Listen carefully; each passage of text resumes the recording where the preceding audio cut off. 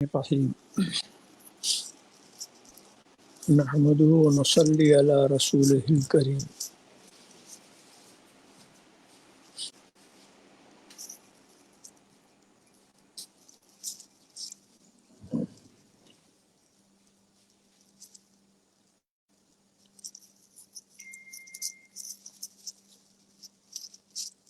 آج سے پہلے جو خطاب ہوا تھا اسی کے چند گوشوں کی طرف میں آج بھی توجہ دلاؤں گا۔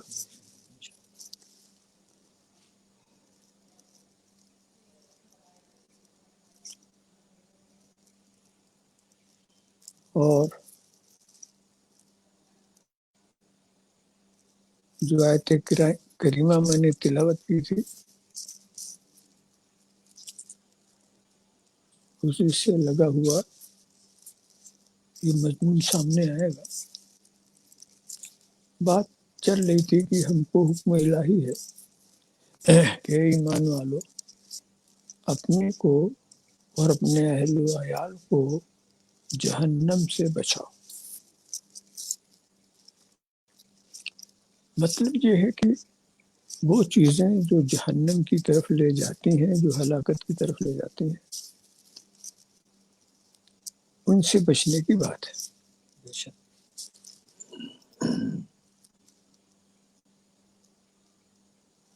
ہلاکت والی بات آپ تو نہیں، وہ ہلاکت کی باتیں جہنم تک پہنچائیں گی۔ اب سوال یہ رہتا ہے کہ وہ کون کون سی چیزیں ہیں جو انسان کو ہلاک کر دینے والی ہیں۔ کس چیز سے انسان ہلاک ہوتا ہے؟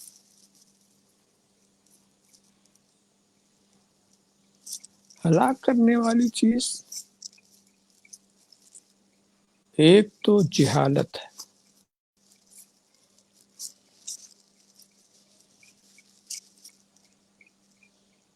جہالت جو ہے انسان کو ہلاک کر دیتی ہے۔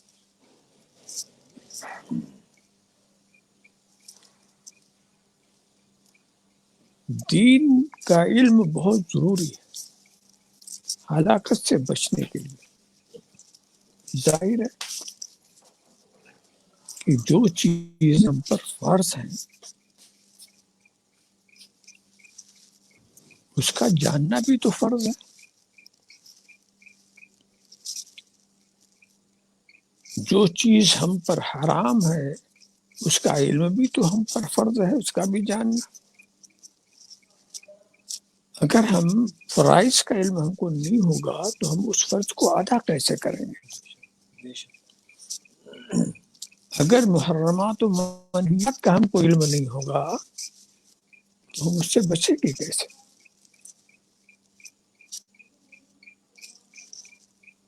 تو یہ بہت ضروری، اسی لیے اسلام نے کہا طلب العلم فرض علی کل مسلم و مسلمہ۔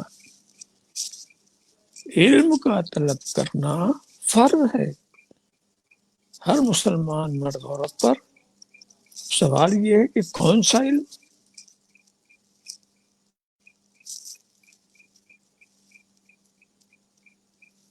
تو جو چیز ہم پر فرض ہے اس کا علم بھی فرض ہے، جو ہمارے لیے واجب ہے اس کا علم بھی واجب ہے، جو ہمارے لیے مستحب ہے اس کا علم بھی مستحب ہے، جو ہمارے لیے مباح ہے اس کا علم بھی مباح ہے، جو پوزیشن ہوگی۔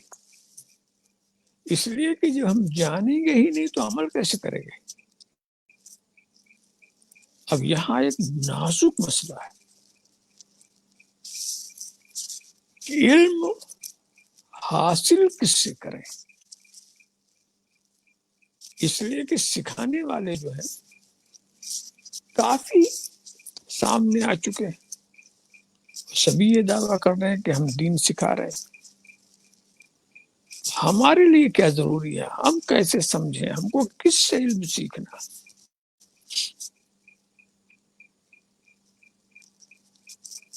ہم جس علم کی بات کر رہے ہیں وہ دین کا علم ہے جو ہمارے لیے فرض عین ہے. ہمارے جو فرائض ہیں سیکھا کس سے جائے؟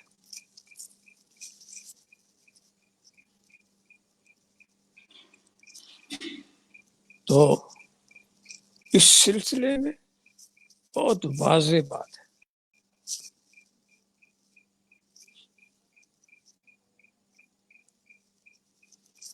علامہ ابن سیرین نے کہا ھذا علم دین، یہ علم شریعت جو ہے، علم دین بھی دین ہے. فانظروا مما تاخذون،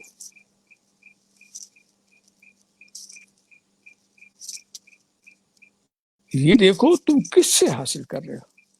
یہ حدیث شریف، ھذا العلم دین فانظروا مما تاخذون. تو اس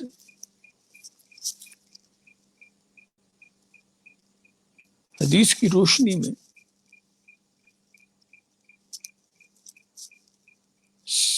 سکھانے والے پر نظر رکھنی ضروری ہے. سکھانے والا کون ہے؟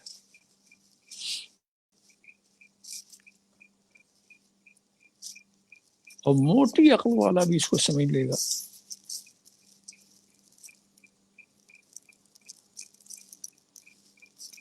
ظاہر ہے قرآن ایک، اسلام ایک،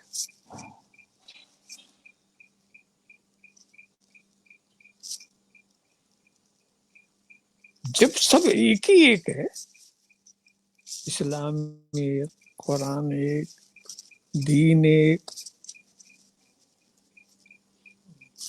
تو یہ فرقے 72 کیسے ہو گئے؟ قرآن کے ماننے والے، اسلام کو دین سمجھنے والے، یہ 72 کیسے ہو گئے؟ یہ بھی ایک حقیقت ہے، لوگ دیکھتے ہیں، ایسی بات بھی نہیں ہے کہ کوئی فرضی بات ہے. اور یہ سوچنے کا محل ہے. ہر اسلام کا دعوے دار کہتا ہم قرآن کے ماننے والے ہیں، ہم حدیث کے ماننے والے ہیں. تو یہ کیسے 72 ہو گئے؟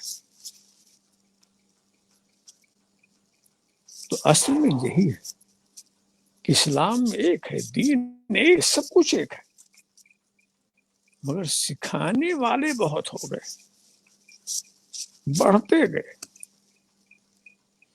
جب سکھانے والے، غلط سکھانے والے اتنے نہیں تھے تو اس کا دائرہ بھی کم تھا. جب بڑھتے چلے گئے تو معلوم ہوا کہ دین سیکھنے میں سکھانے والے کی بڑی اہمیت ہے. معلم کی بڑی سخت ضرورت ہے. اتنی سخت ضرورت ہے کہ دین کی بنیادی کتاب یعنی قرآن کریم کو جب نازل فرمایا گیا تو اس کے نازل کرنے سے پہلے جو اس کا معلم تھا وہ پہلے آیا. پہلے معلم سے دنیا کی ابتدا بھی ہوئی. پہلے کتاب سے ابتدا نہیں ہوئی، معلم سے ہوئی. کتاب کو کبھی تنہا نہیں چھوڑا گیا. معلم کی اتنی اہمیت ہے، کتاب کو تنہا نہیں چھوڑا گیا. کتاب سے پہلے معلم، اور بعد کا بھی نظام ایسا ہی رہا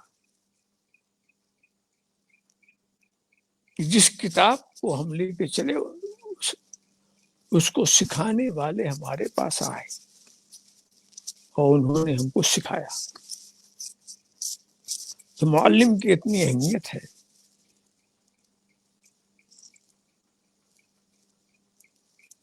آپ دیکھیں جتنے بھی فرقے بنے ہیں یہ سکھانے والوں نے ہی بنایا.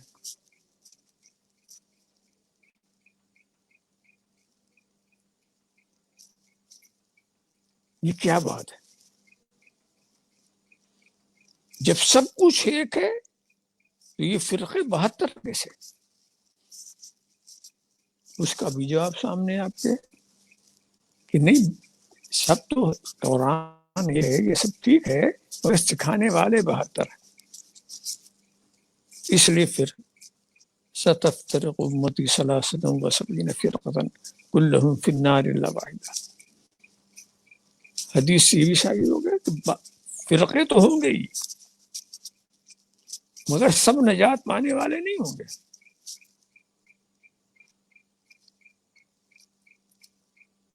اب میں ایسے بتاؤں اور آسان کرے، قرآن تو ایک کتاب ہے، سب کلمہ پڑھنے والے اس کو مانتے ہیں،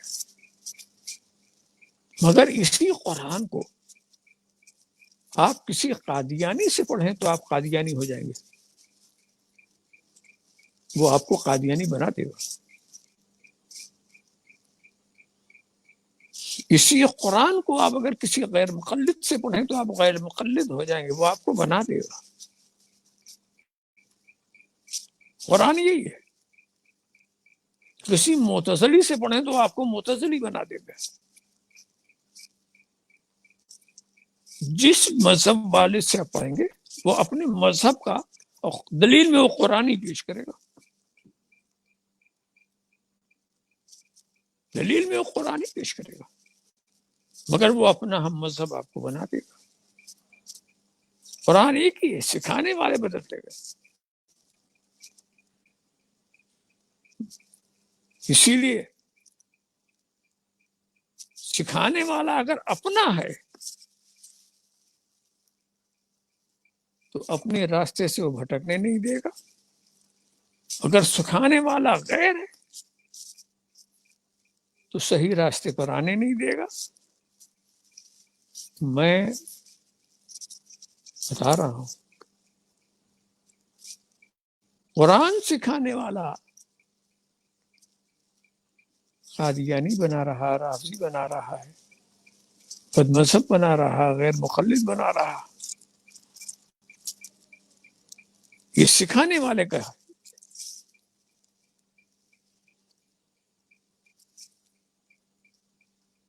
میں اہمیت اس لیے دکھانا چاہتا ہوں کہ میں نے بھی مدرسے اشرفیہ، جامعہ اشرفیہ مبارک پور میں تعلیم حاصل کی، اور سن 52 سے سن 62 تک ایک ہی جگہ میں رہا. اور مجھے جو کتابیں پڑھائی گئیں وہ دینی کتابوں کے سوا فلسفیوں کی بھی کتاب پڑھائی گئی، فلسفیوں کے بھی نظریات بتائے گئے، ملحدین کی بھی کتابیں پڑھائی گئی. تو میں پڑھتا رہا، مگر آپ خیال کریں کتابیں کیسی تھی، میں پڑھتا رہا. ملحدین کی کتابیں پڑھی مگر الحمدللہ ملحد نہیں ہوا. فلسفیوں کی کتابیں پڑھی، میں فلسفی نہیں ہوا، ان کے خیالات کا پابند نہیں ہوا. کتاب کوئی بھی پڑھ لی ہم نے، مگر ہم اپنے ہی راستے پر رہے. اس کی وجہ کیا ہے؟ وہ منطق و فلسفے کی کتابیں کچھ بھی ہوں، بد مذہبوں کی کتابیں کچھ بھی ہوں، کتاب تو غیروں کی تھی، پڑھانے والا ہمارا تھا. تو جب وہ پڑھاتا تھا تو پہلے جو بد مذہبوں کے خیالات اس میں آ جاتے تھے، پہلے اس کو وہ مسلمان بناتا تھا، ان تصورات کو مسلمان بنا کے پڑھاتا تھا. اسی لیے ارسطو کا بڑا ذکر سنا، بقراط سقراط کی بہت باتیں سنی، کوئی تاثر ہمارے ذہن میں اس لیے نہیں پڑا۔ جس کتاب کا لکھنے والا جس عقیدے کا ہوگا، جب آپ اس سے پڑھیں گے تو وہ اپنے عقیدے پہ لے آئے گا۔ پڑھانے والا کو اسی لیے ہم کتاب پر زیادہ نظر نہیں رکھتے، کتاب کوئی بھی ہو، پڑھانے والا اگر اپنا ہے تو غلط آدمی کی کتاب کو بھی صحیح انداز سے پڑھا دے گا، اور اگر وہ اپنا نہیں ہے تو خدا کے قرآن کو بھی وہ غلط پڑھائے گا، نہیں پڑھا سکتا، نہیں ہدایت دے سکتا۔ اس لیے معلم کی بہت ضرورت ہے۔ ارے یہ بات تو بہت سیدھی سی بات ہے، کوئی بھی چیز ہوتی ہے تو اس کے ماہر کی ضرورت ہوتی ہے۔ آپ یہ بتائیے،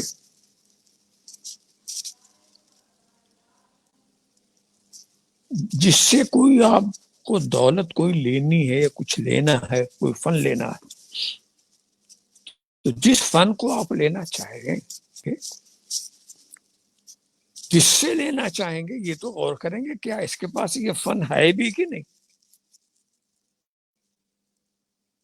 کسی سے آپ علم لینا چاہتے ہیں تو پہلے فیصلہ کرنا ضروری ہے کہ جو علم آپ لینا چاہتے ہیں یہ اس کے پاس ہے کہ نہیں۔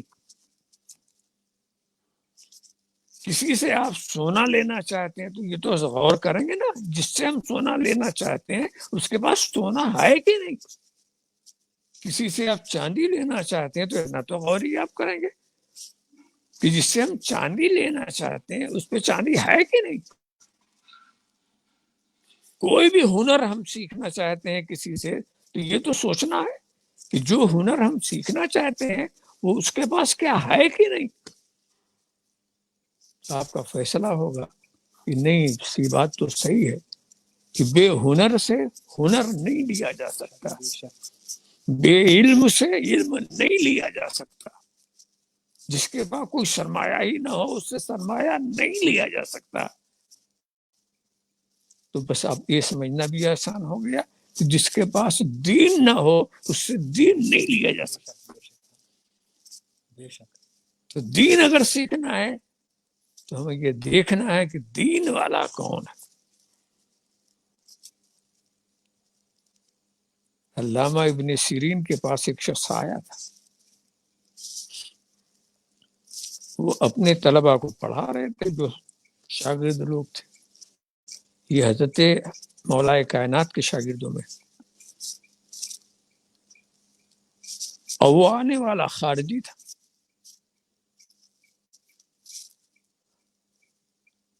خارجی نے کہا، ابن سیرین میں ایک حدیث سنانا چاہتا ہوں۔ انہوں نے کہا میں تم سے نہیں سنتا۔ یہ خارجی بھی تو وہی تھے جو اپنے کو مسلمان کہتے تھے، نہیں سنتا۔ تو اچھا ایسا کرو، میں قرآن کریم کی تلاوت کرنا چاہتا ہوں، وہ سن لو۔ تو حضرت کہتے میں تم سے یہ بھی نہیں سننا چاہتا، جاؤ یہاں سے۔ اس کو روانہ کر دیا، مگر کچھ لوگ بیٹھے ہوئے تھے، ان کے دل میں ایک شبہ پیدا ہو گیا کہ حضرت آپ نے حدیث نہیں سنی، تو اس میں اندیشہ تھا کہ کہیں کوئی غلط ہے حدیث نہ سنا دے، کوئی جھوٹ نہ سنا دے، اس لیے کہ حدیث میں تو بہت ہی ملاوٹیں کر دی لوگوں نے، کوئی موضوع حدیث نہ سنا دے، کچھ ایسا ویسا نہ کرے۔ تو خیر وہاں تک تو اچھا ہی ہوا جو آپ نے نہیں سنا، مگر قرآن سننے میں کیا حرج ہے؟ یہاں تو غلط آیت تو آپ کے سامنے پڑھ کے نہیں جا سکتا تھا۔ تو اب دیکھیے کتنی بلندی کا ان کا جواب ہوتا ہے کہ بات یہ ہے میں نے اس لیے نہیں سنا کہ یہ دشمن اہل بیت ہے۔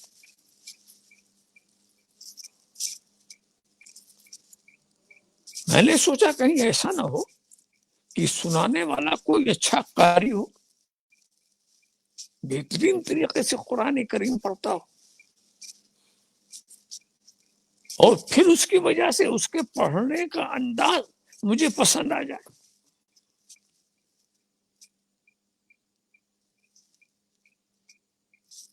تو میں نے یہ گوارا نہیں کیا۔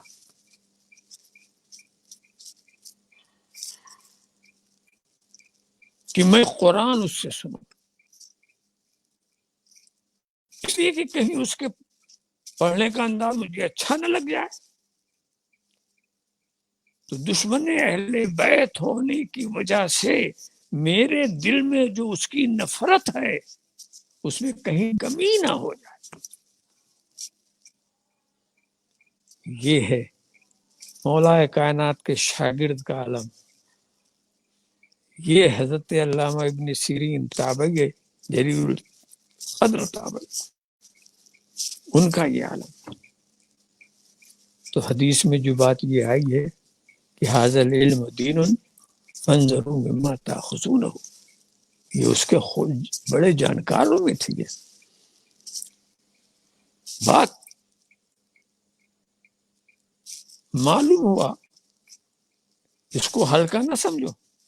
آپ کسی سے قرآن شریف کسی بد مذہب سے اپنے بچے کو پڑھائیے تو صاحب قرآن ہی تو اس میں کیا ہے؟ ارے اس میں تو کچھ بھی نہیں ہے، مگر آپ جو سوچ رہے ہیں وہ غلط سوچ رہے ہیں۔ وہ بچہ جو قرآن پڑھنے کے لیے استاد کے پاس جاتا ہے تو کیا استاد کو اپنا استاد نہیں مانے گا؟ کیا اس کی تابع داری نہیں کرے گا؟ کیا اس سے متاثر نہیں ہوگا؟ آج تو قرآن کے واسطے سے آپ نے اس کے قریب کیا، اور پھر اپنے خیالات میں اس نے ڈھال دیا اس کو۔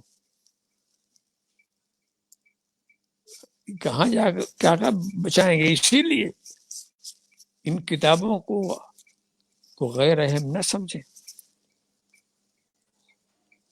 چھوٹے چھوٹے مکتب میں بھی اس بات کا خیال ہے کہ قرآن بھی پڑھانے والا، ناظرہ پڑھانے والا بھی ہمارا ہی ہونا چاہیے،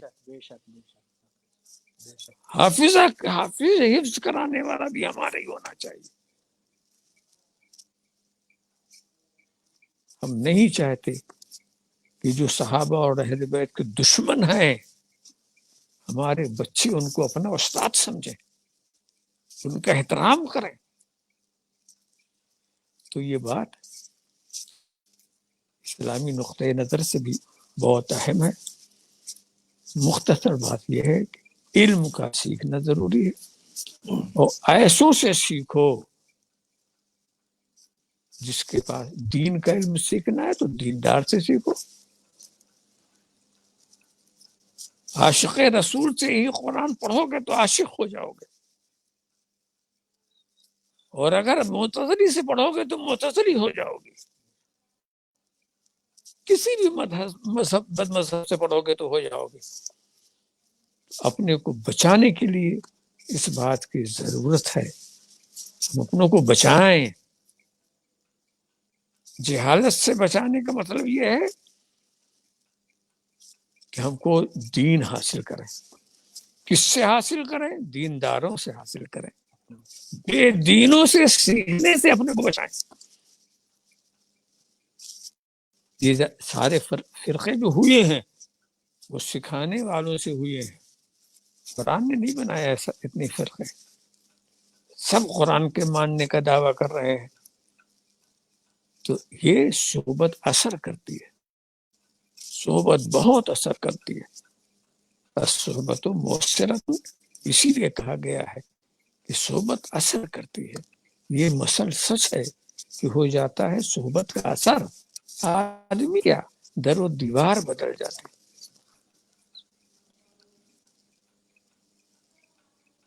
آخر دعوانا الحمدللہ۔ ماشاء اللہ، سبحان اللہ۔ تو عزیزان ملت اسلامی، آج حضرت کے اس گراں قدر کلمات سے، گفتگو سے ہمیں یہ پتہ چلا کہ مٹی جب گیلی ہوتی ہے تو اس گیلی مٹی کو ہم کسی بھی شیپ میں ڈھال سکتے ہیں، کوئی بھی آکار دے سکتے ہیں، اس کو کسی بھی رخ پر لے سکتے ہیں.